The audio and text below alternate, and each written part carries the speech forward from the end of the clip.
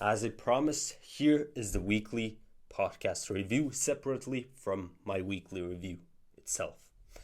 In today's video, I will be sharing a total of 8 podcasts and my clips that I chose from these podcasts. These podcasts come from 6 separate YouTube channels. And, well, just sit back and enjoy.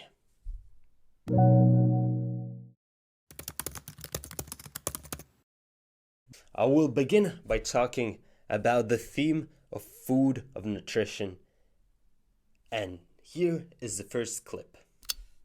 But I didn't want to interrupt his what he had to say.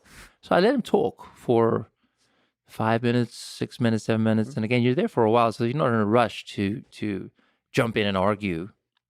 And then I shared that I was there. And I think because I had been willing to listen to him, he was willing to listen to me.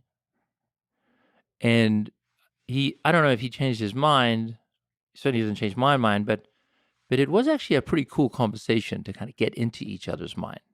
Well, I think you connect on a different level, not on the level of like the conspiracy, but on the level of basic humanity. Yes. Like that's what you really connect on. And then it almost becomes interesting and fun that you can exchange ideas, even crazy ideas, out there ideas, and kind of play with them. Like we humans are good at that. Just to give you a little bit of context about this very podcast. In this podcast, the main theme was food. And in that specific clip, a story was told to us about a conversation between 2 men, both with different beliefs, but one that gave its precious time to the other to listen and to try to understand. And this brings me a smile, and I do like the idea that we shouldn't always focus on what we believe to be the truth, and just sometimes try to connect with other people and try to put ourselves in their situation, try to understand them, try to see how life looks from a different point of view. It is important to note that life is not only about information gathering. It's not about only searching for truth. It is highly probable, in fact, that we will never find that truth. And so one of these things that you can do in this life is to give a chance to every single person and to simply listen to them, try to understand them. At the end of the day, we can learn from anyone. All of us humans have our own thoughts that we make, and those thoughts are individual to all of us. And even if someone is less successful than you, he might have some wisdom that might help you go way further ahead than you would have imagined you would have been able to without that advice. Now, I will put the second clip on, and the second clip talks rather about the eating phase, the gathering of the family, of the friends around the table, and simply getting here at this moment to eat, to fuel ourselves. I think it's one of my most powerful life lessons is we have to eat. So it's not like you have a choice. You have to eat. And so what I choose to do is I choose to make it a gift to myself for each meal. And most of the time, the best gift is with friends, with family. So we'll have to cook some scrambled eggs in the morning with my daughter, or we'll have dinner with our family. To me, it's a gift we give ourselves 3 times a day, at least, but for the most part, 3 times a day. Let's make it a good one. I very much understand what is he talking about in this clip. And in my own personal experience, I have to say that the gatherings with my family next to a dinner meal, for example, I really enjoy those. And the policy of not using any phones and to simply having our meals, having the food, just get the opportunity to be grateful for it, to simply eat it while it's still warm and tasty. And of course, talk a little bit with the rest of the people that are surrounding you. I thought about this case quite a lot, and I think that eating is maybe even the only activity that is daily to us and which provides a situation in which we can meet and pick and choose the people with whom we want to eat and then share that pleasant moment with them. One of the present modern problems that I encounter myself is that now that I'm studying abroad, I'm not a lot with my family, and I don't spend a lot of time with my friends either. And so most of the cases I have to eat by myself next to a screen. I often just open up YouTube and watch a video while I eat. For a long time, I couldn't see myself just not watching a YouTube video while eating.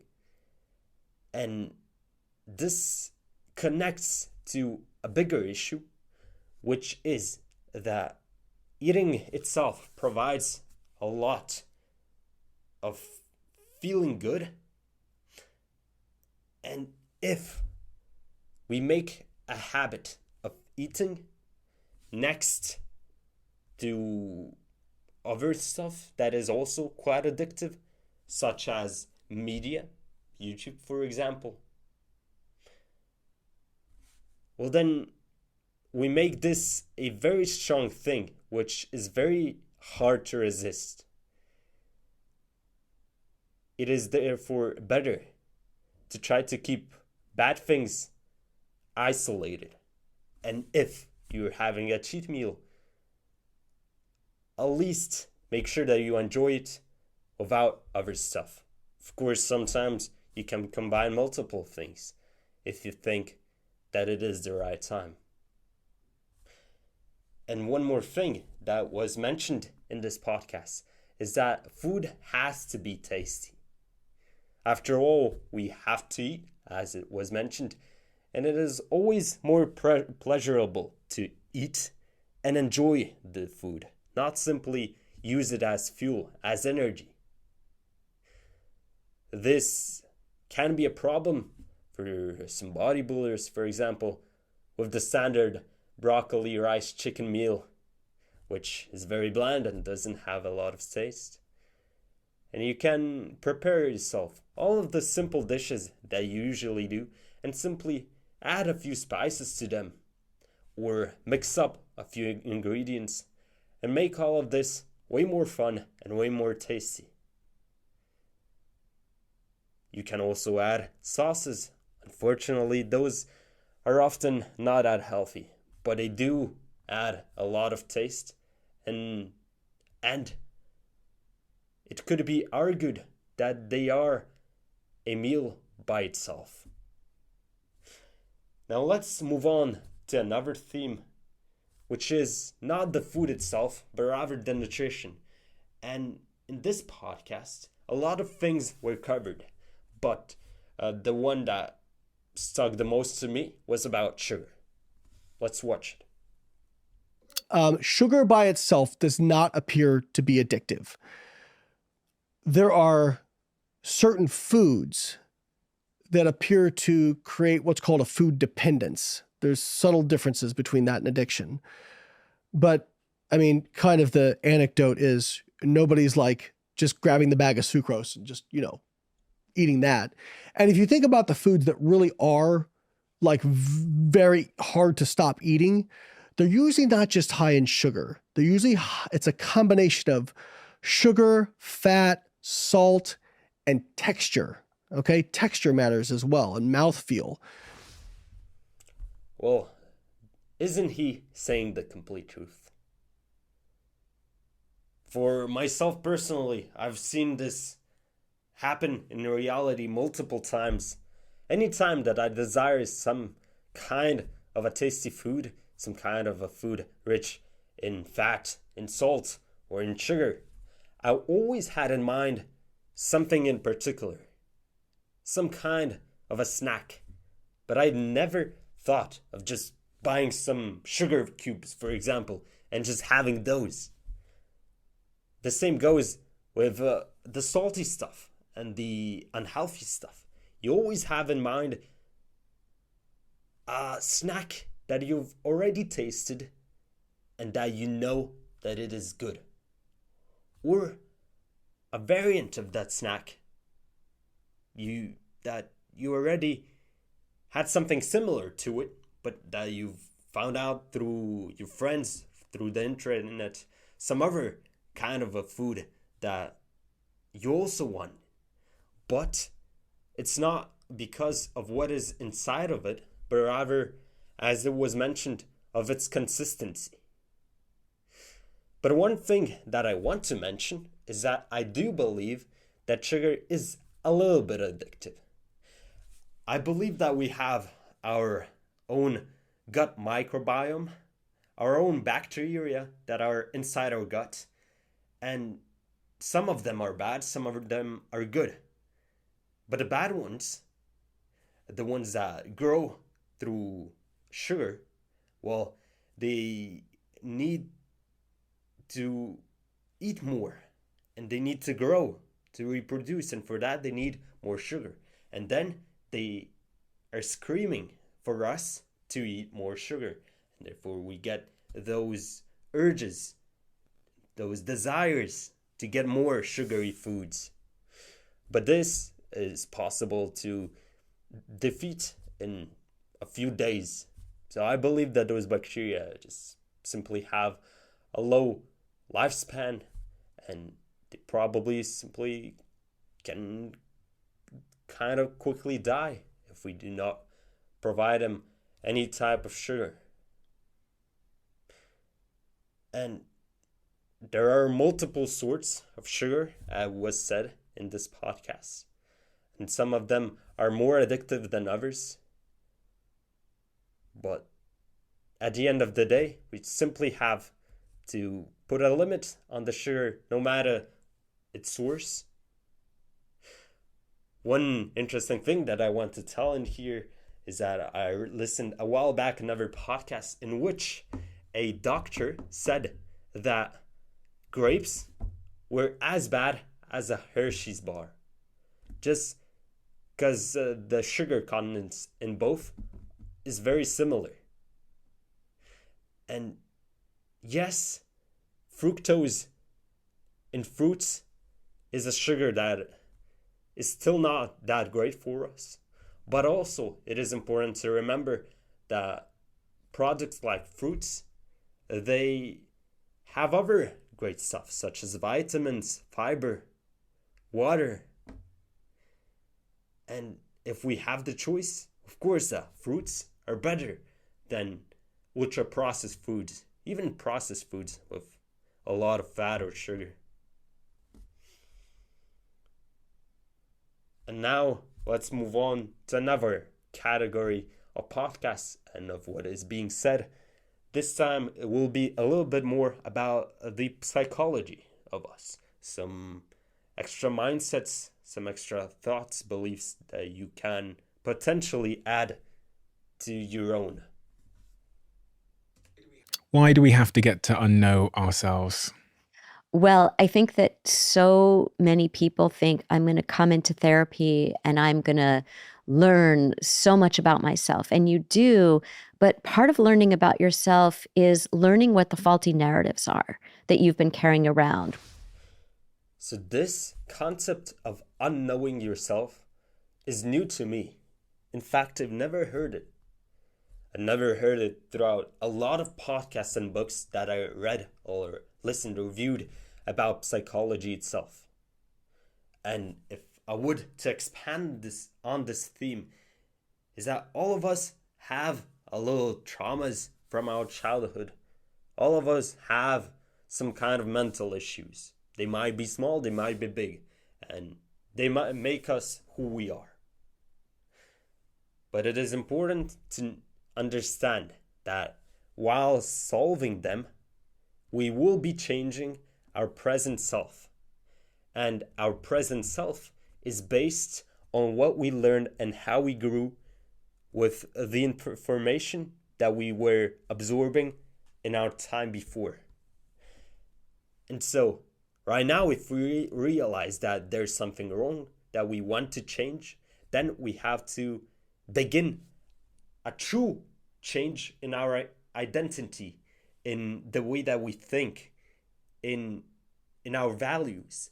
And therefore, we have to go through a process that could be similar to unknowing yourself, and just put yourself in a situation where you admit that right now you don't know who you are, that right now you have to review a little bit of your past, try to resolve some issues that are still present in your brain, in your mind, and try to formulate the new self, the new you that you wish to become. Now let's move on to another podcast of Chris Williamson, in which also an idea of psychology was presented. But it takes some time for individuals to disabuse themselves of the cultural introject of what their happiness is supposed to look like, and to realize who they are sufficiently to identify something to replace that with. Now, to connect this one to the previous clip, I have to say that, well, first of all, it is truth, what it is said. And in that process, when we are trying to improve ourselves, when we are trying to change something in ourselves, we also need to be aware that we are made of our environment, and hence the fact that we need to rethink of everything that is presented in our society, and actually put ourselves in a humble situation and think if our beliefs are truly authentic, or are they simply the ones of other people, of people that we wish to become similar to. This is very important. And myself, I haven't been doing that for quite a while. I've just understood this theme, this topic, not a long ago. And I have to say that it is difficult. It is difficult to basically isolate yourself from this world, to try to create your own beliefs, to try to actually find and figure things out, what actually makes you happy, what actually brings you joy. Because after all, I believe that for most of us, after enough reflections, it is not the materialistic world that it is important. I might be wrong. This is only a thought that I have right now. Let's move on to another clip. You have to study your competition, but your competition is not going to drive you the way you identify your enemy. People who have the right enemy in their lives, they'll be willing to tolerate way more pain than those that don't have the right enemy in their lives. And so now, when you're trying to change yourself, when you are trying to grow to a new persona, when you're trying to go through life and to just upgrade yourself into a different version, a version that is more capable in that new reality that you've encountered, well, then it is also important not to just work on yourself. Well, this always remains something that is of a high importance, But you cannot always do that. You also have to take into account the external factors. And one of them is discipline and motivation to continue walking towards the goal that you've set yourself. But motivation is not always here. And one of the biggest things that can push you the hardest to walk towards your goal is not to give yourself prizes for what you've accomplished, but rather find things from which you should run, or have some things that pull you very hard. And materialistic prizes aren't it. It's rather like love, or trying to prove something, or just simply having the right enemies and maybe not try to destroy them, but rather, well, I'm not sure here. I believe it would be better to rather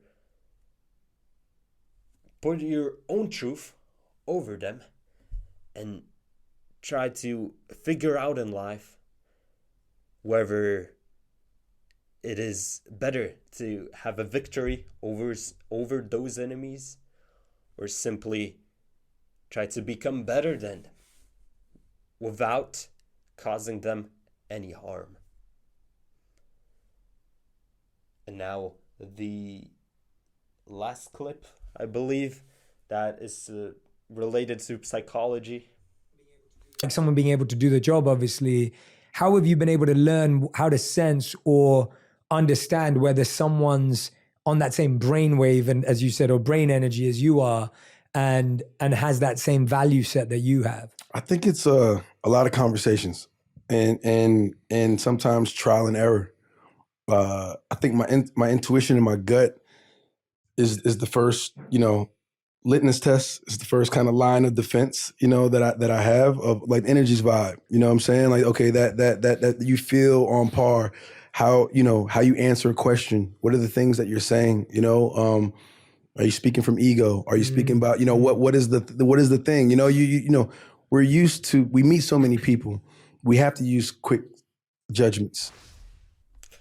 Now, if I would to relate the first part of the clips with nutrition, then the second one of psychology, and this final clip of psychology, well, in your journey, when you try to figure out yourself, when you're trying to figure out how to build a better version of yourself while also fixing yourself, the right motivation, the right enemies in order to quicker achieve your goal, go even further beyond what you've planned out, you also need to work with other people.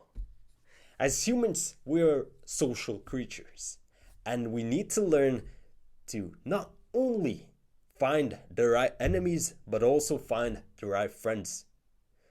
We're lucky enough, at least for some of us, that we have family, some close ones, which are already more than friends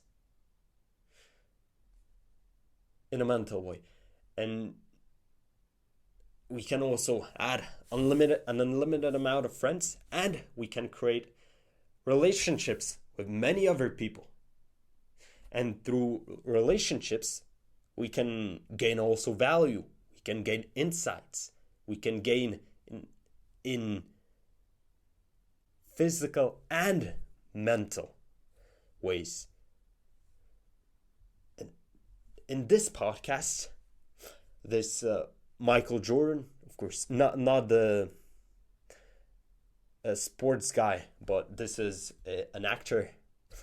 And I have to say that it would be hard to live in his shoes in his life with a name that has a big legacy behind it, but now you have to create your own life. You have to differentiate yourself from that past person. Well, just putting that aside, he tells us that it is important to trust your intuition and go through those conversations.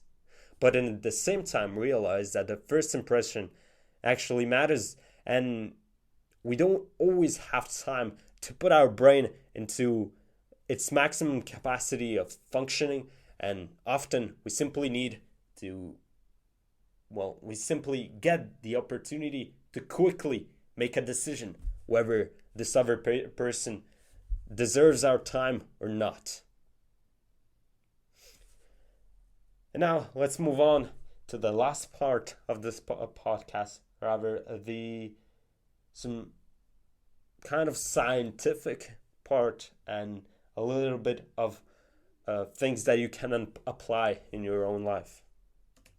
So what do you think about flow? I'm not trying to beat up on it. I just want to understand how you place it in the framework of learning and deep work, if it belongs there at all. It doesn't have a big place in it, in the deep work framework. And this was what the controversy was for a while. Flow doesn't play a big role in the deep work framework, right? So when I was trying to justify deep work, why focusing without distraction was important, I was drawing a lot more for Anders' work, right? Because why is focusing without distraction important? Well, you have to quiet the neural circuitry so you can isolate the circuit that's actually relevant to the thing that you're doing, right? You're not going to get better at something if you have noisy circuitry. And that requires a really intense concentration. So it was one of the big advantages of deep work was if you're used to that cognitive state, you're going to learn things faster. And I think it was all Anders to understand why. So if you're not distracted, I'm really focusing hard on what I'm doing, trying to learn this new thing. You're giving the right mental conditions, but it's not a flow state. And I always used to say, okay, when your deep work is not flow, because of this, like a lot of deep work is you're trying to do something that is beyond your comfort zone, and that's going to be difficult. That's a state of deliberate practice. And there's a famous paper about this where Anders actually explicitly says deliberate practice and flow are very different. And I wrote an essay years ago called The Father of Deliberate Practice Disowns Flow. And again, people are really flow partisans out there. It's interesting. I think people just like the idea because it feels good. But I mean, flow is the feeling of performance is the way I think about it. Like it's really hard to train for certain sports. But then when you're actually performing, you're in the game, you can fall into flow, right? Because then everything is and it's really hard to train guitar, but like when you're performing in front of a big crowd, maybe you fall into flow. Maybe you don't, but you could, right? But it's the performance state, not the practicing getting better state. So, to me, flow has like very little role in how I think about what I do as a cognitive professional. It's just not something that comes up that often. Now, I will go a little bit beyond what has been said, not in a way of exploration of this, but rather of my own experience. Around a year ago, I've caught interest in the art of learning. And one of the topics that I quickly came across was flow itself. I've heard it from multiple videos, multiple channels, even through some self-improvement YouTubers. And I really did believe that flow is a state that we should strive for. But I've actually never been able to really enter that state, at least in tasks that really are screaming for attention and the ones that take a lot of effort. In these cases, as it was said, it is better from my own experience and from now what I've just heard, it's better to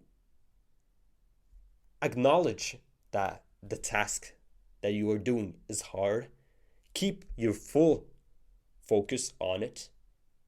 Just tell to yourself and finally understand what we were not taught before, which is that learning, when we are doing it efficiently and like when we try to learn